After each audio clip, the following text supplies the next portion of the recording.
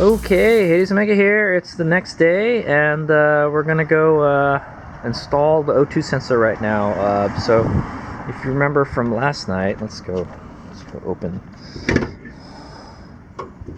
Kind of go over what happened last night. I hope I didn't leave the light on.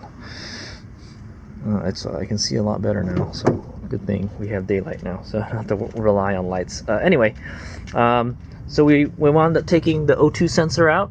That, like I said, taking out the O2 sensor and running it through the firewall and everything is going to be the hardest part. Other than that, everything else should be relatively easy, other than the wiring.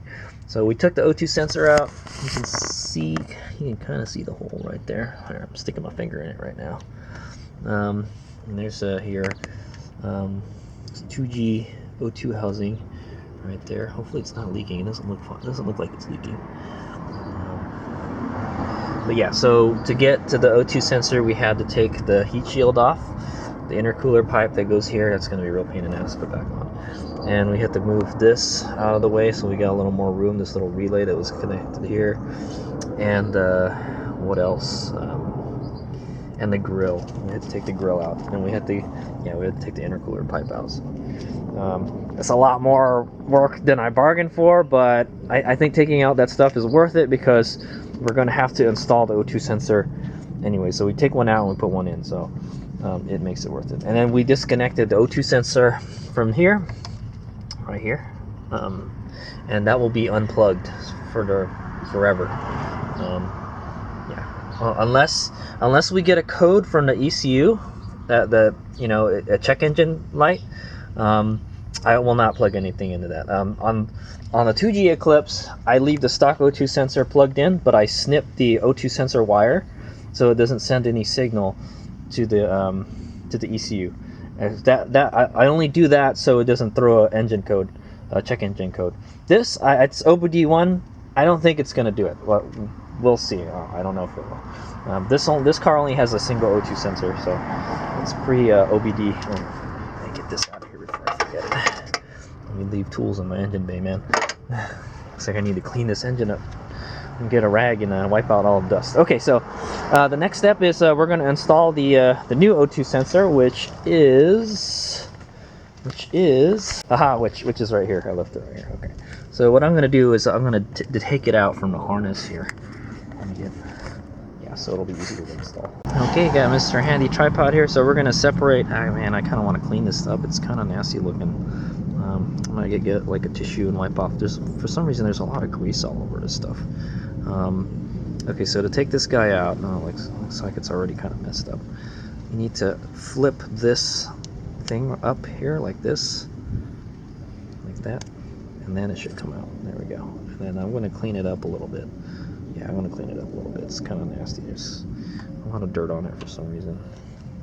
Like I said, I bought this. Okay, so I kind of wiped it down a little bit with this napkin, and I'm going to spray it with some of this QD electronic cleaner. As you can see, that's the right stuff right there. Look at that. They got a little connector there with the wiring and everything. It looks just like that. So this is definitely the right product to use. Okay, so there it is. I've cleaned it up. Like I said, I sprayed it with this. It looks much cleaner now. It's still a little dirty, but that's okay. It's going to live in the engine bay. It's just going to get dirty again. But I gave it a good little cleaning for the connectors and stuff. I may put some dielectric grease on the contacts here later when we install this, but first we'll go ahead and install this right here. Yeah. All right. Okay, so before we install the O2 sensor, what we're going to do is we're going to coat the threads with some anti-seize compound. So now, for O2 sensors, or for really, really hot stuff that's really close to the exhaust manifold, stuff that gets really hot, like thousands of degrees, you can't just use the regular silver stuff. You have to use the copper stuff. So here I have some Denso anti-seize compound. I got this when I bought a Denso O2 sensor a long time ago. So. And I have it. For some reason, I lost my tube of anti-seize compound. So yeah. But I had this lying around, so we're just gonna use it. So basically, we're just gonna slather that on the threads. Doesn't seem to be wanting to come out too much. It's teeny tiny little pinhole. Oh, there we go. There we go. So put some on the threads there, because the other O2 sensor was pretty hard to get out. Don't know why. It's pretty hard to get out. This stuff is pretty not in very good shape. It's very kind of grainy. Okay, I don't want to touch that stuff because it's kind of nasty. Okay, so let's go ahead and install it now. I'm just going to thread it in by hand first. Okay, there we are. So we got plenty of room to work with. I'm just going to kind of get that in there. Hopefully this doesn't actually look like, it's as big as the last one. Oh, I don't need that light anymore too, so just let that drop in there. It barely fits in there. I know it fits because I've installed one in a 2G O2 sensor housing. Okay, let's make sure this thing can rotate a little bit.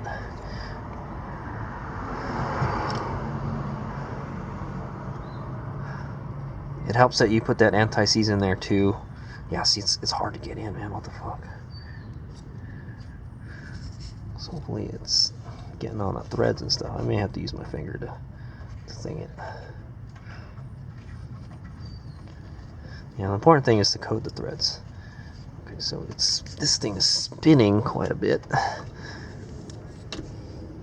Okay, I'll just kind of speed this video up. I think it's going to take a minute.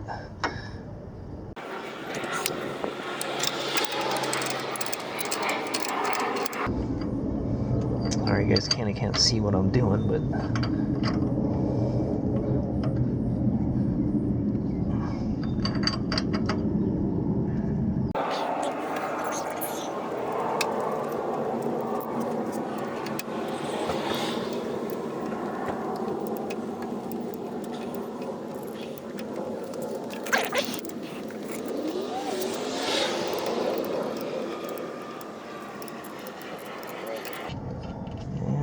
like the limit.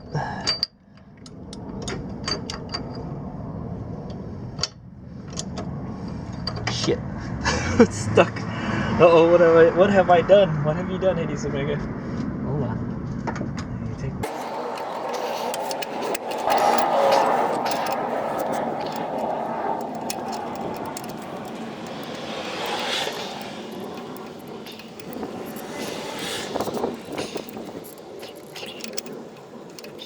Okay, I just got done installing it. Kind of a pain in the ass. This thing kind of twisted a bit. Yeah, I just used this O2 sensor socket, and that should be fine. That's not going to come out. I'm a little weirded out, or a little worried about working in it right next to the alternator. If you were to, if this red cover isn't here, the one that my middle finger is pointing on, if it had like a cut in it or something, and you touched the tool on it, and grounded it somewhere, you're gonna be in for a good spark. So that's a little scary. Okay, so this tool worked pretty damn good on tightening it, and it's got some anti-seize. How we want to. It was yeah, it was hard to get in there. I don't know why. The old O2 sensor was hard to get out, and this one was kind of hard to get in also. You should just screw in there. I think this O2 sensor housing is a little old. So there we go. O2 sensor is installed. So now what we kind of do is run the wiring. Yep, we're going to run the wire harness now. I think we should put the car back together. Yeah, let's put the car back together.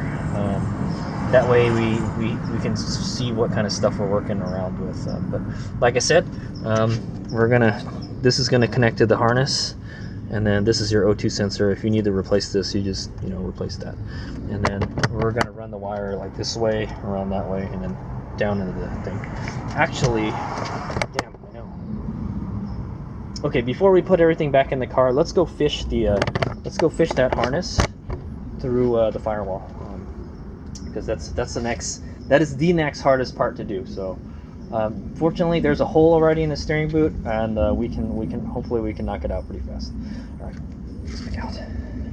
Okay, so for this part, I'm not really I'll get a video of me doing it, but I can't do it from under here. It's too dark. But basically, what I'm gonna do is so earlier in the video we discovered that there's already a hole in this boot here.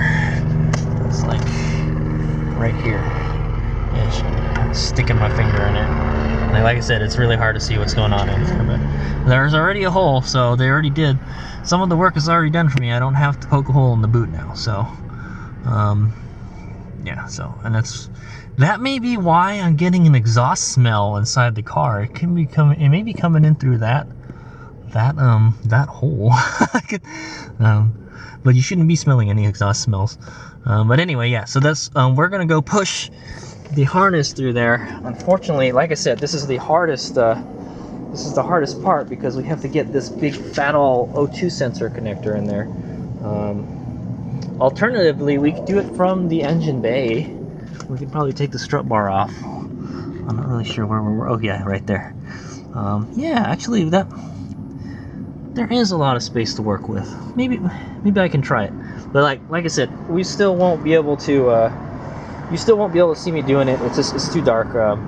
I'm gonna see if I can, honestly, it would be easier to push this through there than this. This is a big old connector. We could mess it up too. It's got that fancy looking clip on it connector. So I'm going to see if I can push it in from the firewall. Honestly, the way I want to do it is I want to do it from inside the car first. It's easier to work from inside the car, but you know, I'm looking at it and there's a lot of space in the back there because this doesn't have the air conditioning on it, so there's no big air conditioning thing hanging off the back. Honestly, I wish they put the alternator back there. I think the alternator would be better if it was on this side, and you can totally do that if on this car now because there's no air conditioning. Yeah, so all right, so I'm gonna try to get that in there. I'm just gonna get a video of me trying to fish it in from here. I'm gonna try. I don't know if we could do it, but I'm worried there might be spiders in here, and they might bite me. I see a lot of spider webs.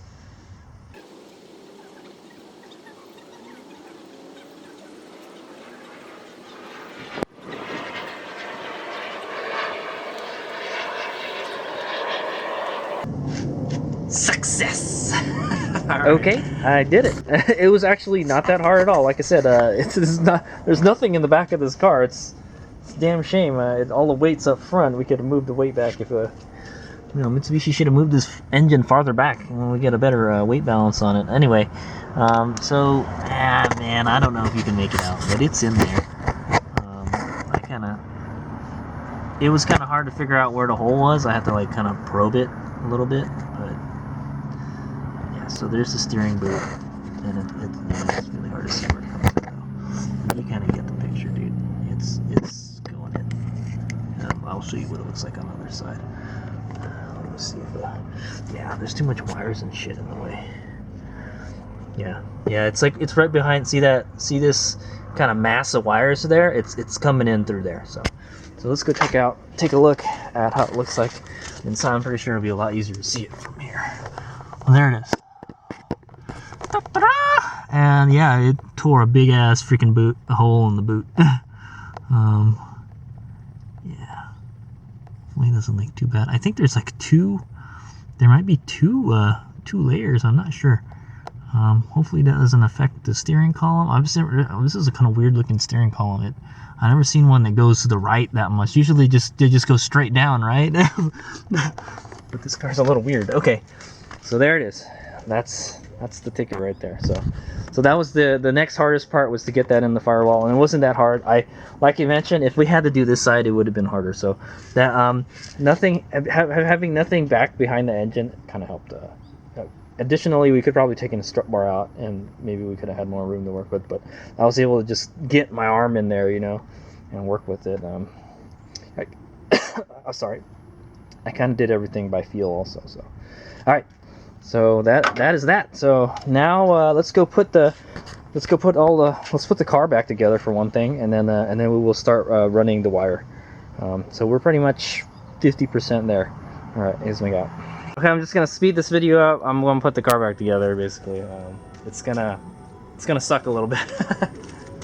Like, I don't even really want to put this back on. It's in really bad shape. If anybody has a lower turbo heat shield for like a 1G, even maybe like a 2G no, like a 1G, because this is a small 16G. If anybody has a nice lower turbo heat shield, please, just the one for the front, not the back one. Please let me know. I would like to purchase it from you. This is the only one that I haven't changed, and it's in horrible shape. There's a rust hole right here. There's a rust hole right here. It's rusting really bad. I don't know why. All the parts where the bolts go in are like, they're huge. It's corroded, So I had to use the big like a fender washer to secure it. So I really don't want to put this back on, but I might as well. I already have it. So I guess I could paint it,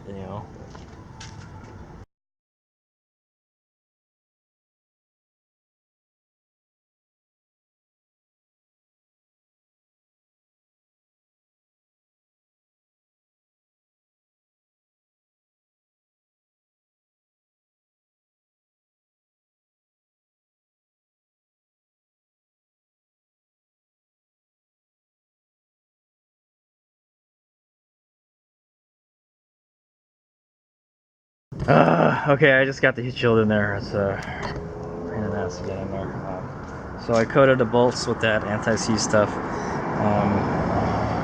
And yeah, so I got it in there. It's kind of hard to finagle it all in there, but I got it. Okay, the next thing is the intercooler pipe.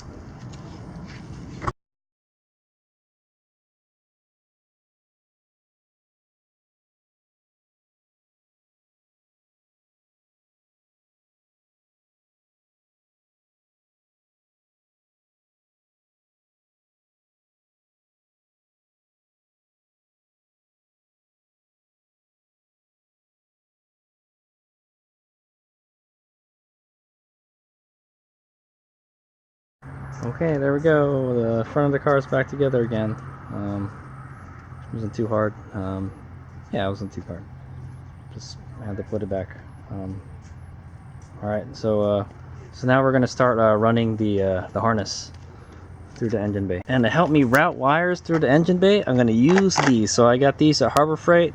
They're made by Storehouse. You can buy them at Harbor Freight. I forgot how much I paid for this. Probably like 10 bucks or something.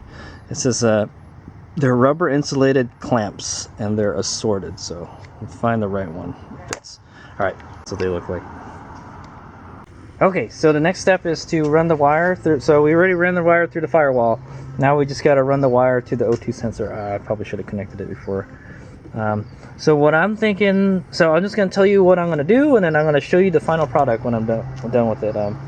We're basically going to run, so we're going to connect this to this right here. Kind of can't see it. This is the O2 sensor connector right here. I'll probably run it behind the relays here. Yeah, we'll run it through the relays here, and then we're going to run it behind the power steering fluid reservoir here, kind of where this coolant overflow hose is, and then we're going to run it through this open part right here. I think there used to be something mounted here, but it's not. Oh, we can actually use these. It's a good idea. And then down into there. So let's go make it happen. I'll show you what it looks like after. Here, I got it done running the wiring. I don't know. It took about like maybe more than half an hour is what I'm thinking. So I was going through running the wire through this way, but we actually had to run it through this way because we put it in there first. Yeah, so yeah, we had to go this way. So the way it is it goes through the firewall right there. It's kind of hard to see. Let me get a light. Yeah, so you have to go through the firewall down there, and it's kind of going past this power steering hose, and it goes up over here near the brake booster. So you can see that right there, the shiny wire, and it goes right next to the master cylinder for the brake, and then it's zip tied to one of the brake lines. And then I got it running through here. I got two clamps holding it there, third clamp holding it here right next to the coolant reservoir, and then it's going on top of the bracket for the power steering reservoir, and then it goes behind this kind of big thick harness right here, And then right there's the connector for the O2 O2 sensor, the wideband. And then it goes to the wideband down there. It actually doesn't take up as much space as the stock, the old O2 sensor, so that's actually nice. Yeah, so there it is. Turned out pretty good, pretty clean. Looks much cleaner than everything else in the engine bay. I know I have to really clean this engine bay. All right, so everything in the engine bay is complete now. So the next part is to wire in the gauge, and then that's it. Pretty much done. Hopefully I can get that done soon. Okay, so there's the wire going through the firewall. I have quite a bit of extra wire. We really only need probably about that much, you know. So we got that much extra. So we're just gonna have to bunch it up and then hide it somewhere in here. There's already a lot of wires in here, so it kind of sucks. But I had the choice whether to keep the excess wire in the engine bay and just kind of like, you know, bunch it up and zip tie it, and like stuff it someplace, or run it through here and hide it underneath the dash somewhere. So I think we're just gonna have to hide it underneath the dash. Maybe we can hide it back there somewhere, or like up here. There's really not much space under this. Yeah, okay. So this basically, okay, so before we start doing any wiring, let's go run this the O2 sensor wire harness to the to where this one is, basically. All right. So yeah. Okay. So I got the wire fished through there. It was kind of hard. It's kind of hard going up. It's better to go down, you know. So I have to fight gravity. I pretty much it's right here with the other cable, basically. So there it is. There's the two cables. I might clean this a little bit. It's a little dirty. Okay, so the next part is we got to find power for the gauge.